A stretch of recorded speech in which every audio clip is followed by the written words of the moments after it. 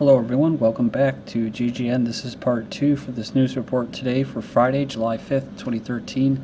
I'm ready to go and cover some police state, conspiracy news, and the economy. Concealed carry permits skyrocket, set to be record year in many states. Concealed gun permits are growing by leaps and bounds across the states. Ohio is poised to almost double the 65,000 issued in 2012, which would be triple its 2007 figure. Florida has also issued more than 173,000 over the past year, up 17%. Oklahoma, Nebraska, Tennessee, Wyoming have each issued nearly as many and even more than its entirety of the year before, the Wall Street Journal reports. Some police tell the paper they're concerned about the trend. Without the gun, it's a fist fight. With the gun, it's a shooting. So it's kind of a societal thing, too. I mean, these are law-abiding citizens that are being issued these permits to protect themselves against a-holes such as these urban dwellers that don't register their guns. They're not law-abiding citizens, and they will shoot law-abiding citizens who want to forego that right just for the sake of harmony, because the police said, well, you know, there's just too many guns out there, so only the criminals and bad people can have guns, and you should just go out of your way to make sure that there's not as many guns, and don't be able to defend you or your family or your property for the sake of it. Now, this is a societal thing. These, like I said, these urban rat dwellers, criminals, are going to do what they're going to do. They're going to acquire weapons, and they don't fight anymore, right? They don't do fist fights. One-on-one. They do jump. They'll jump you, right, when you're vulnerable by yourself. And then if they do have a gunfight, they don't have a duel, like a gentleman's duel. No, they just spray drive-by shooting. So not very honorable, and I think it just says a lot about our society in general. Gun owners march on Houston police station with shotguns and assault rifles. It says here that a group of gun owners and gun rights advocates celebrated Independence Day on Thursday by marching on the headquarters of the Houston Police Department while carrying an array of shotguns and assault rifles. According to the Examiner, the group was organized via Facebook and numbered about 25 attendees, saying it's Independence Day. Where it all started, said shotgun-toting protester Jen Kroll to the Houston Chronicle. What better day to show our rights? Technically, they're right. I don't know if I would be marching to the police station, nor would I be marching on Washington, D.C. like Adam Kokesh wanted to do. He says if you don't use your rights, they'll take them away. So, but in a sense, they are right. I mean, just to be able to have some kind of rally somewhere, or even just walk around. I mean, obviously they're not going to be loaded. It's just the fact that they have them. They're able to be in public with them. But this is a left-leaning rawstory.com. So, very scary individuals here at this website. You read these comment boards, just very, very scary comments here, like the survivalist that killed himself. You know, they just make complete jokes. I mean, really, really bad. So when I read this is about 3 or 4 hours ago, but it says 10 minutes ago. I'm surprised. We need to take guns away from cops, not just march on their cowardly quarters. So I agree with them. But if you go down, it says fat, inadequate pencil-dick pussies march on Houston police station with shotguns and assault rifles. There, fixed it. Typical conservative, all they think about is how big is your Johnson. It says here, very sad these individuals think they need their guns and make them a priority in their life. I am personally reaching my limit with these people. At a certain point, I just want them gone. You can go in and check it out. It goes on and on. Police investigating ex-Marine gun rights activists over armed park video.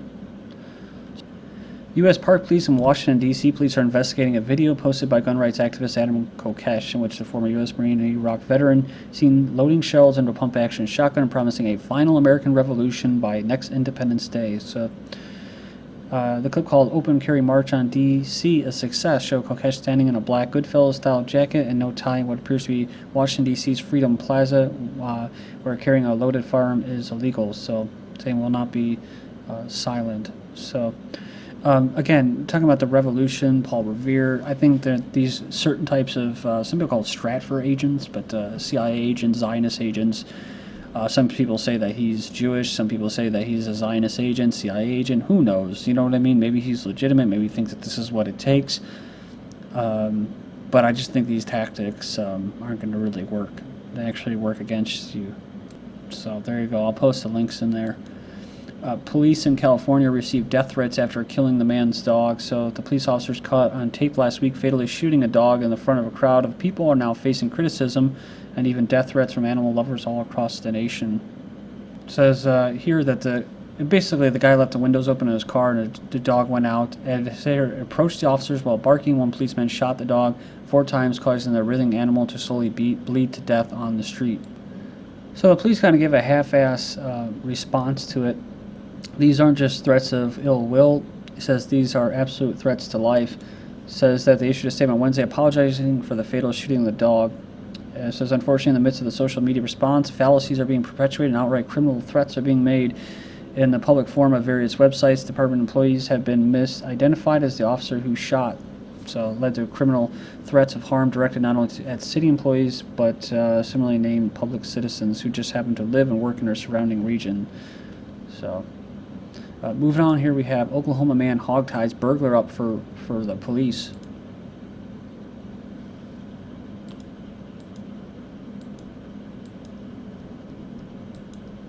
A man suspected of burglary tangled with the wrong man and ended up hog-tied in the yard until Tulsa, Oklahoma police arrived on Wednesday. Said she and her husband heard breaking glass, saw a folding chair inside her daughter's bedroom around 6 a.m. They went around to the front to wait for the man.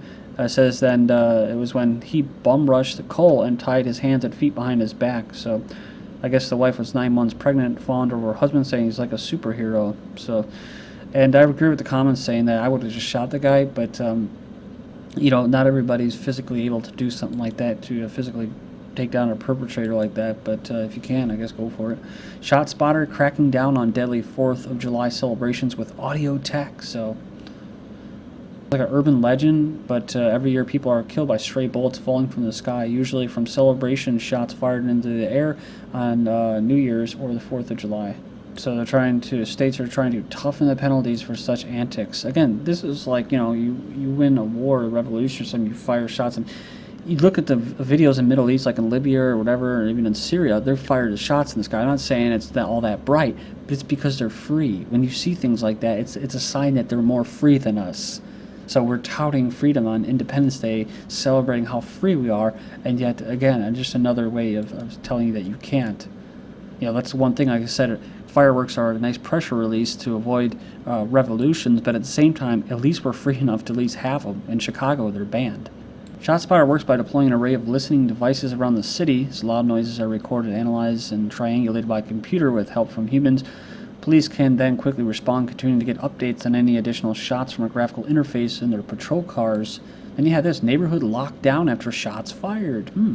Neighborhood on the west side of the valley was locked down for several hours Thursday night in Las Vegas.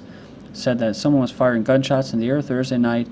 God, you know, it's just, man, the person was arrested, but the gun was not found. They believe the gun is in a home in the area or the vehicle. They obtained a search warrant to put the neighborhood on lockdown while they looked for the gun. So, unbelievable, isn't it? West Virginia using seatbelt checkpoint to conduct illegal search and seizure. So, the Beckley Police Department conducted a seatbelt checkpoint, which yielded 0 citations for seatbelt violations. But it goes on here and it says that the seatbelt law doesn't go into effect until July 9th.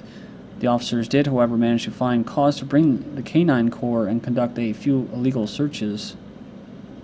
Set up the checkpoints to make our roadways safer. Are they yours? Are they mine? No. They're the cities. They're the states. Does that represent you? No, it doesn't. It represents a corporate private entity. That's just my opinion, but that's the way I see it. Ohio Police Department using fake drug. See, that's what I said. It's for, when I talk about private court, it's the monetary system. That's why the police they kind of indirectly work to instill and support and protect the monetary system. So when there's like counterfeit items or stolen items, not a personal private effects of an individual. I'm talking about like a corporation or something that produces revenue that they can tax.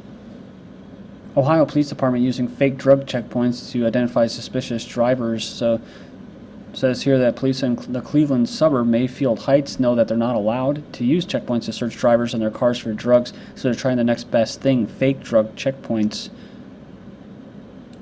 So it says here that there was a drug checkpoint ahead. That's where they were telling people to be prepared to stop. And there was drug-sniffing police. There was no such checkpoint, but police officers waiting to see if any drivers would react suspiciously after seeing the signs. It said 4 people were stopped, some arrested, and drugs were seized.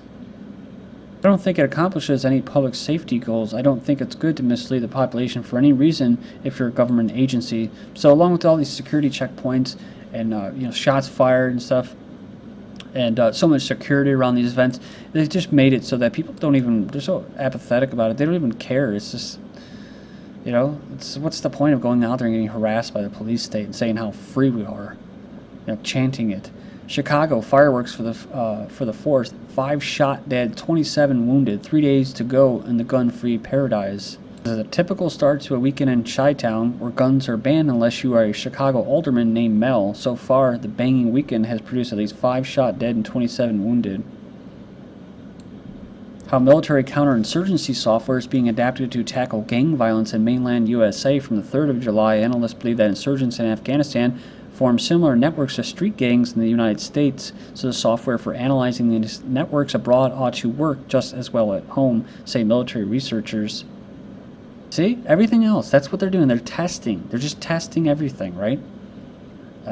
Whether it's pain ray guns, whether it's surveillance technology, whether it's prosthetic limbs, creating a whole generation of these veterans with all kinds of psychological issues and blown off limbs, and so then they can get a lot of funding for medication, for all that stuff, including prosthetics. But they say gangs. I mean, in the future, there are going to be gangs of people that are going to be marching to the police station with guns. That's what this will be used for, not just Latin Kings or other types of gangs.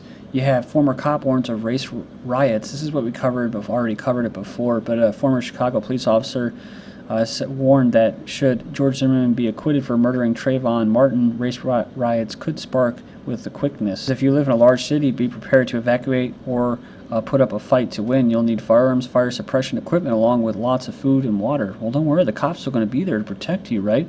Police resources will be slow and outgunned everywhere, adding that America may see some combat-related population control like we've not seen since the Civil War.